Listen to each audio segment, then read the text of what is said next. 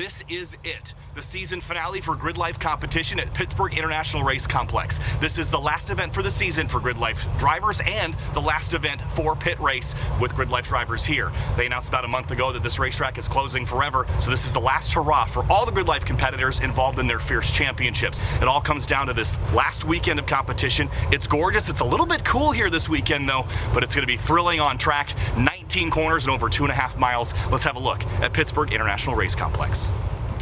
14 hours of towing later, we are here in Pennsylvania for the last event of the Gridlife calendar and probably one of the last events of the PittRace calendar. If you remember last time I was in Pennsylvania, I crashed this thing. So we're gonna break the Pennsylvania curse by one, not crashing the car, and two, we're gonna keep our perfect mechanical streak going by having 0 mechanicals this weekend. Last time I ran Gridlife, it was at CMP, it was warm, it was beautiful. This weekend, it's cold, it's still beautiful, but the facilities here are excellent. The track looks amazing. Fingers crossed, like we did at CMP, we can get in a podium sprint, we can podium, and we can put on a great showing at this fantastic track. I'm looking forward to it. It's gonna be a good weekend. Whew, let's go.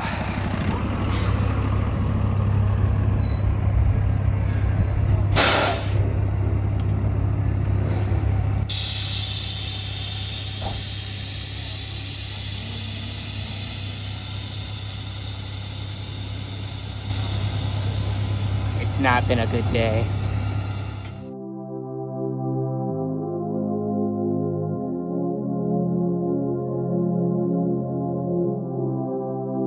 Friday morning dawned at PittRace, bright, dry, and cold, with wisps of frost covering everything. Warming up the car for the first session took forever, and knowing that I wouldn't be shattering any records my first lap at this track, I put on the older, slower tires and headed out to learn the track as quickly as I could. And man, what a track! Fast and technical, I really felt like I was a step behind it at every corner. I didn't know it at the time, but this would be my only chance to drive this track at full speed all weekend. The car held up for several back-to-back laps before it started to get too hot, so I brought it in, my mind already completely overloaded from trying to keep up on this long track. Unfortunately, this is where the weekend started to fall apart, literally. The turbo had literally almost fallen off the car. This time, it was not the turbo manifold that had cracked. It was the actual turbine housing itself. A solid cast stainless turbine housing. I'll be honest, I about lost my mind when I saw this happen. Like this kind of shit still happens. It's like bolts, I can safety wire. Exhaust, I can reinforce. Fucking turbine housing snapping. I'd be right. A turbine housing is pretty much the most bulletproof and beefy item in existence, and to see it cracked like that was soul-crushing. I'm assuming it cracked from K24 vibrations, and if they can do that, there wasn't anything on the car that was safe. Regardless, we pulled the turbo and manifold off the car and started making some calls around. It was midday on a Friday, so time was of the essence.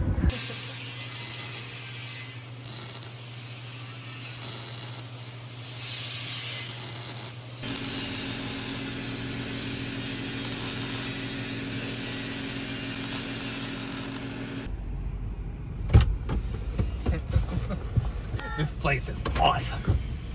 So we found an amazing shop in town that kind of shoved this thing back together and MIG welded it. It's not perfect, it's not pretty, it probably won't last long term, but I don't need it to last long term. I need it to last a weekend, and that is literally it. So this turbo is now permanently affixed to the manifold. Hopefully it stays like that, uncracked. We're gonna put everything back together, and even though I missed the second session today, let's see if we can make it out for the third session, which I badly need to be out for because I've never been here and I need all the practice I can get. So let's let this thing back together, turn some laps again. There's always something.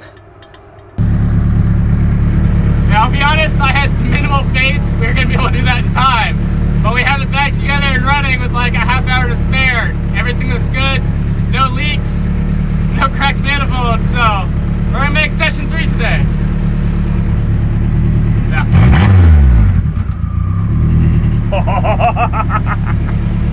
That evil laugh. Gritting up with ample time after that fiasco, I focused on only one thing: turn laps and play catch up with track knowledge. I knew this car had top 3 pace in it, I just needed to learn the track well enough to perform for it. Unfortunately, this is how the weekend ended.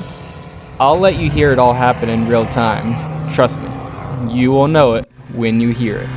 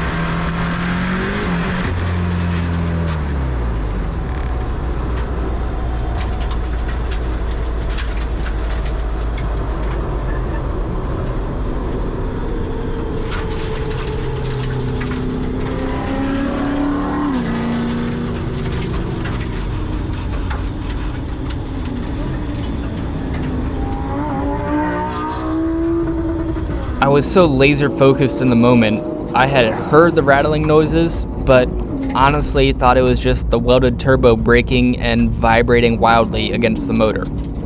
I was just gonna try to finish that lap, but, well, that happened.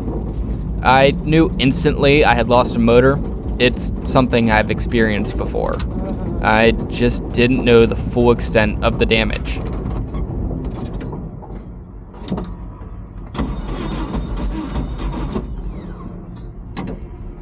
I tried turning it over just one more time to confirm what I thought I had heard on track: a dead cylinder.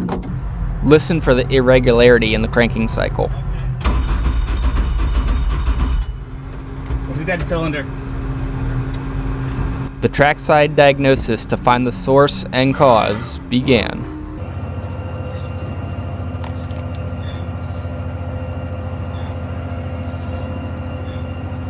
When you crank it, there's definitely a dead cylinder. Like, and whenever it went boom, it sounded very mechanical.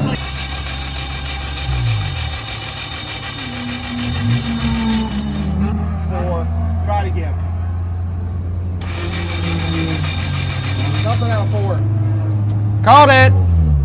Hold your breath. Oh, the motor is made of motor. That's hot. There you go, right here. Well, They're whoa. both like that. Yeah, I've dropped the valve. Is the valve missing? Give me the wiggle. What level of fucked are you? Number 4 rod has left the chat. Well, technically it has not left the chat because it's still in the motor, but it has sheared. The motor when it doesn't move. Yeah. We've done like 3 revolutions at this point. Yeah, it's like it hasn't caught, but it's free spinning. It's not hitting Are anything. you pressing on it? Now put it in the other hole. It's not. Show We moved this one a 1/4 inch. There is a 4th hole. See? There we go. Yeah. So number 4 piston is not moving, which means the number 4 rod is done. Yeah. I mean, I guess technically the crank could have sheared too, but there's no chance of that. No, all the others are spinning, so it's a rod. You cleanly broke the rod without taking out other things, which takes talent. That is. Well, I'm gonna tear it apart and find like the cylinder scored up and fucked anyway.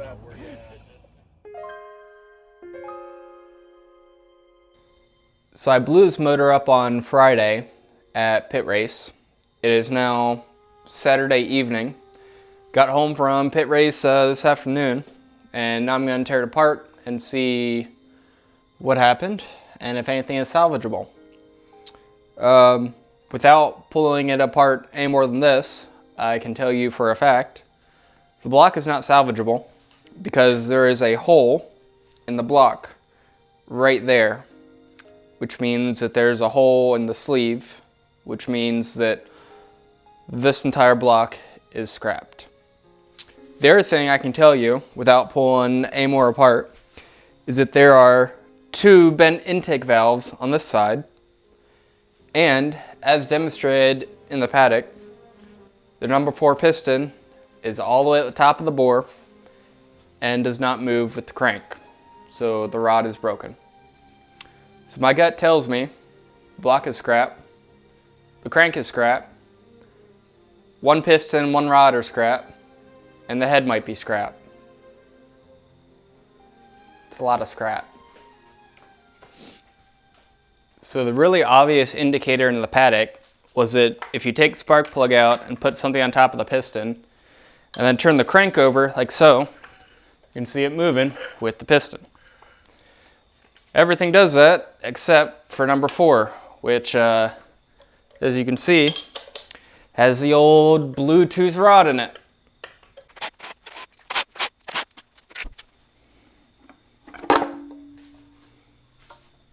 Another pre-indication that things are bad is that both the intake valves have monumental amounts of lash. You can see the cams not engaging there, where, you know, this is what they should be. You can also just kind of see intake valves are bent.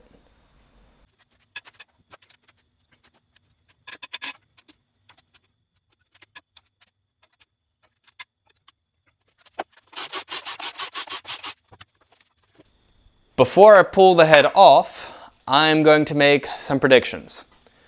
I'm going to predict that the number 4 rod bearing is spun, and I'm going to predict that the number 4 rod is broken and it broke at the main bolts. But I think cylinders 1 through 3 are going to look completely fine with no issue. When this thing let go, it was not being over-temped, and it had plenty of oil pressure. I don't know. Let's pull this head off and find out.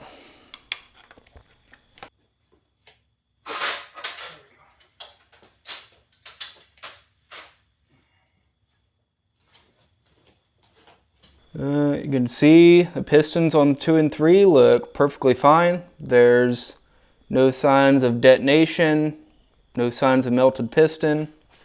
If I rotate it so number 1 comes up, you can see number 1 also looks fine. There's no sign of detonation anywhere. There's no sign of melted piston at the edges. This motor was completely happy till it wasn't. And yeah, if you can't see something wrong with that right there, I don't know what to tell you, because one of these ain't turning like the rest. I don't know, should we give this thing the classic like I do cars test? Yup. Yup. Yup. Nope. It's broken. Yep.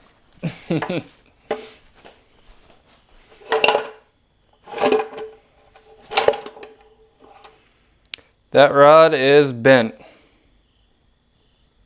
Well, what's left of it is bent.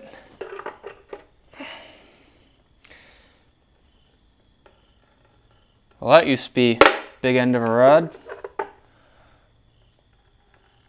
There's the other half of the rod. Got some rod bolts. Oh, There's some nuggets down there. Rod bolt. Ooh, there's a lot of like little bits of shrapnel in there. I'm gonna guess that used to be my rod bearing.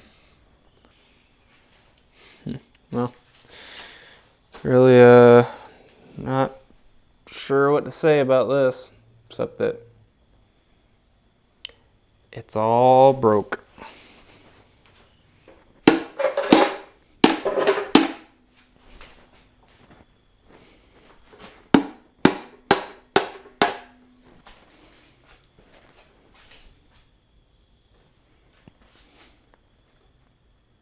At this point, I was pretty discouraged with everything and stopped filming. We're gonna skip forward in time a little bit. So that last clip was from about a month ago.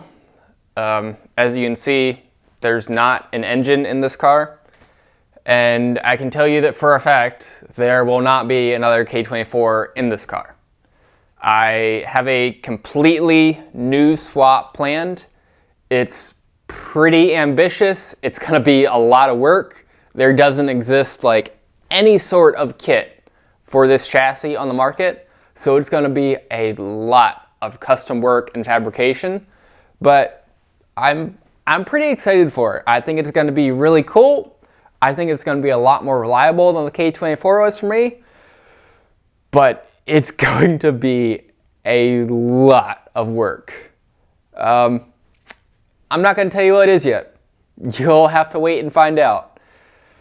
But I'm stoked for it.